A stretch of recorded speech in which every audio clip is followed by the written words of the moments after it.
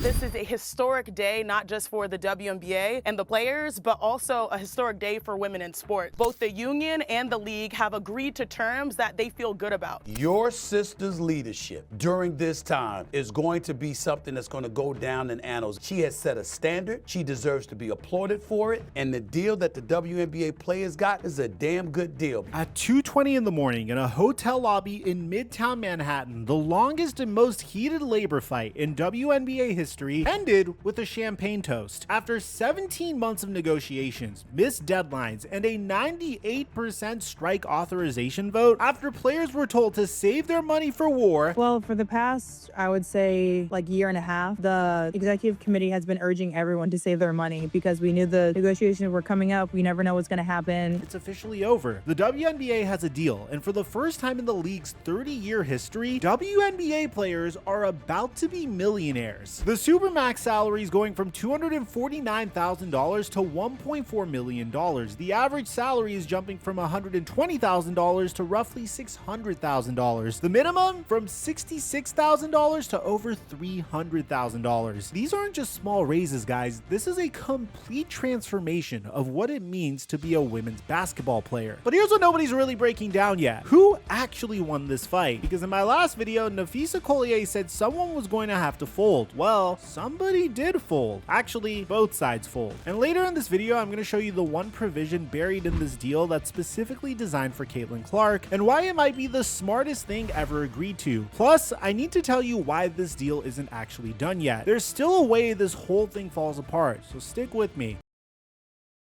Mic check 1 2 1 2. What's going on, everybody? All right, let me tell you how this all went down because the story itself is kind of incredible. About a week ago, Caitlyn Clark said something that turned out to be prophetic. She said, "I don't understand why we don't just get in a room and iron it out and shake hands." And what's really funny about this is that's literally what would happen. Starting last Tuesday on March 10th, the league and the players union locked themselves in a room at the Langham Hotel in Midtown Manhattan, and they didn't leave until they had a deal. 8 straight days of face-to-face negotiations, more than 100 hours at the table. They moved from the hotel to the WNBA headquarters over the weekend, then back to the hotel on Tuesday. On the final day, they went over 10 hours straight. Nneka Ogwumike, Breanna Stewart, Nafisa Collier, Alicia Clark, and Brianna Turner were all there in person for the union. Kelsey Plum and Elizabeth Williams joined by Zoom at different points, and the commissioner, Kathy Engelbert, was there for the league. And here's the thing I love about this. During the final week, there were no leaks. Remember in my last video where I told you about how a confidential meeting got leaked in 48 hours and blew up trust between the two sides? Well, this time nothing got out. Both sides understood the stakes. Both sides kept it in the room. And at 2:20 a.m. on Wednesday morning, they shook hands and popped champagne. Engelbert and Ogwumike stood together in a hotel lobby at 3 a.m. talking to reporters. Together, after 17 months of public fighting, they were standing side by side announcing a deal. Engelbert called it a fair win-win for all. And Ogwumike, she said something that I think sums up the entire saga perfectly. We're just really grateful to be able to come to a deal. We're proud of ourselves. And quite frankly, we always told you all we were going to stand on business. And that's what this looks like. Okay, we got to get to the deal because the numbers are absolutely staggering. The salary cap is going from $1.5 million to $7 million. Guys, that's not double. That's not triple. That's almost 5 times the previous cap. Every single roster in the league just got a massive injection of money to spend on players. The Supermax salary is going from $249,000 to $1.4 million. That means Aja Wilson, Breanna Stewart, Nafisa Collier, the best players in the world, are about to become the first $1 million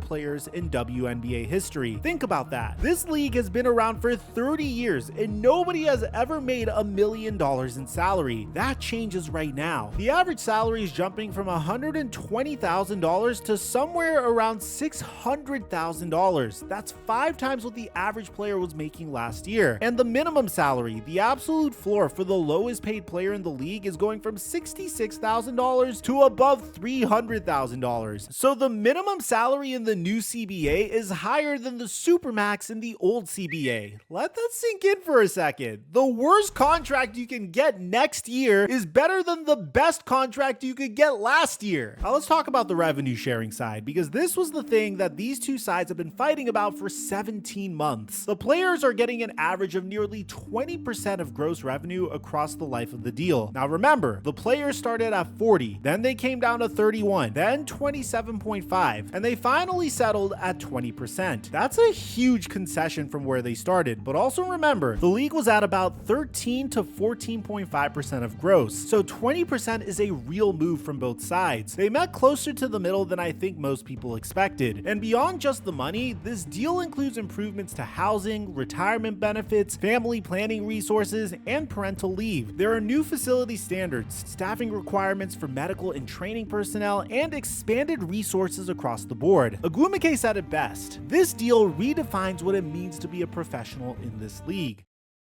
Now here's the part of the deal that I think is most interesting and that almost nobody's talking about yet. Buried in the league's final proposal was a provision that was basically made for Caitlyn Clark and Paige Bueckers. The deal allows players on rookie contracts who make first or second team All WNBA to become eligible for a max contract in their fourth year, and those players wouldn't be subject to a franchise tag after that extension. What does that mean in real terms? It means that Caitlyn Clark could sign a max deal as early as 2027. Paige Bueckers in 2028. Aaliyah Boston would already be eligible this year. The league basically looked at its biggest stars, the players driving all the viewership, all the attendance records, all the expansion fees, and said, we need to be able to pay these people what they're worth as fast as possible. And think about the math here, guys. Caitlyn Clark made $78,000 in her first year in the WNBA. Under the new deal, she could be making $1.4 million by next year. That's an 18-fold increase in 3 years. From barely able to cover rent in Indianapolis to the highest paid player in league history. And remember what Mark Cuban said in my last video: star college players are making $500,000 to $1.2 million in NIL money. This new deal finally closes that gap. For the first time, going pro in women's basketball doesn't mean taking a pay cut. Clark herself said it after the deal was reached: what we just accomplished is going to change the lives of so many players. Players like me are going to be the ones that I think feel it the most. And that's what I think we're all super proud of. Notice how she said players like me, not the superstars who've been in the league for a decade, the younger players, the ones who came in making $66,000 while generating millions of dollars in revenue. That's who this deal is really for. So here's the big question. After 17 months, after strike threats, after unrivaled collapsing, after Adam Silver getting involved, after leaked meetings and midnight statements, who actually won this fight? I'm gonna break this down honestly. The players asked for 40% of gross revenue. They got 20%. That's half of what they originally wanted. They asked for a $10.5 million salary cap and they got $7 million. That's a third less than what they wanted. On the pure numbers, the league won the negotiation. They kept the revenue share way below what the players demanded. But here's the other side. The league was offering about 13 to 14.5% of gross and a $5.65 million salary cap just a month ago. The deal landed at 20% and $7 million. That's significantly above where the league wanted to be. And more importantly, the players got what they really cared about: salaries tied to a meaningful share of league revenue that grows as the league grows. That structural win is what Agumike was fighting for from day one. She didn't just want a dollar amount, she wanted a system. And think about what the players actually accomplished in terms of real dollars. Last year, the max salary was $249,000. Now it's $1.4 million. That's a 462% increase. The minimum was $66,000. Now it's over $300,000. That's a 354% increase. The average went from $120,000 to $600,000, a 400% increase. No labor negotiation in the history of American professional sports has ever produced raises like that. Not the NBA, not the NFL, not the MLB. Nobody has ever quintupled their salary in one CBA cycle, and the WNBA players just did. Kelsey Plum said something during these negotiations that I think perfectly captures the players' mindset. Yeah, I mean, I've always been someone that's focused on the game, not the gap. And that's the smart way to look at this. Did the players get 40%? No. Did they get 30%? No. But did they go from making $66,000 minimums to $300,000 minimums? Yes. Did they get $1 million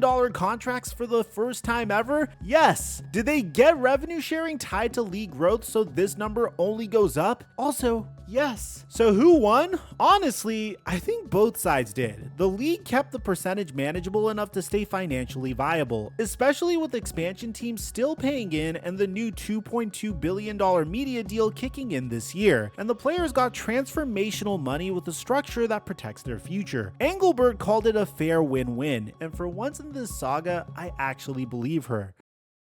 Now, there's one thing I need to tell you before everybody starts celebrating. This deal is not technically done. What happened at 2:20 a.m. was a verbal agreement, a handshake, a champagne toast, but there's no signed document yet. What happens next is the lawyers on both sides have to turn this verbal agreement into a formal term sheet. That's expected to take a day or two. Then the players have to vote to ratify it. Then the WNBA Board of Governors, the owners, have to approve it. That process could take weeks, and until all of that happens, there's technically still a chance that something falls apart. It's unlikely. Nobody pops champagne at 3 a.m. if they think the deal's gonna collapse. But it's worth knowing that we're not at the finish line yet. We're at the 1-yard line. The bigger immediate issue is the calendar. The season starts on May 8th, and there's a ton of stuff that needs to happen before then. The expansion draft for the Portland Fire and Toronto Tempo is tentatively scheduled for April 1st through the 6th. Free agency qualifying offers go out on April 7th and 8th, with a negotiation period from April 9th through 11th and signing from April 12th to the 18th. The college draft is April 13th. Training camp opens on April 19th. Preseason starts on April 25th. That is a full off season crammed into 6 weeks. It's gonna be chaos, but it's gonna be fun chaos. I want to take a step back for a second and put this whole saga into perspective, because if you've been watching this series from the beginning, you just watched one of the most dramatic labor negotiations in sports history play out in real time. In my first video back in January, I compared this to the 1994 baseball strike. I said the WNBA was about to make the same mistake baseball made, blow up their league at the exact moment it was taking off. Baseball went on strike. They canceled the World Series. They lost their status as America's #1 sport, and they never got it back. I was genuinely worried that the WNBA was headed down that same path. In my second video, I said the players lost all of their leverage because Unrivaled's ratings collapsed, down 44% in year 2. I said the WNBA called the players bluff and the players had nowhere to go, and I told the players to take the deal. In my third video, I covered the Adam Silver versus Aglumake beef, the leaked confidential meeting, the financial transparency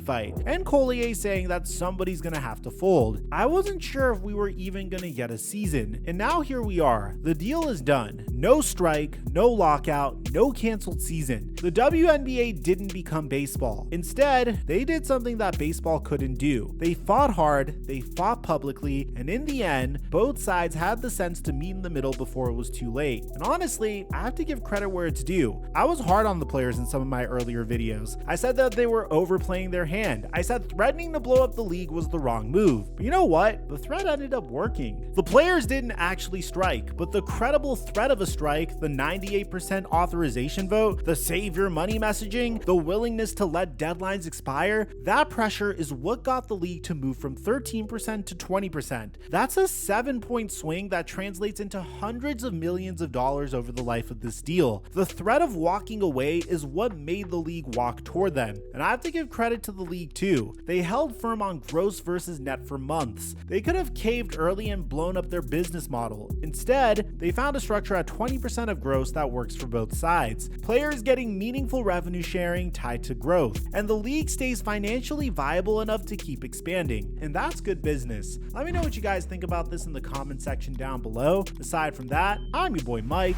I'm dropping our mic until our next upload.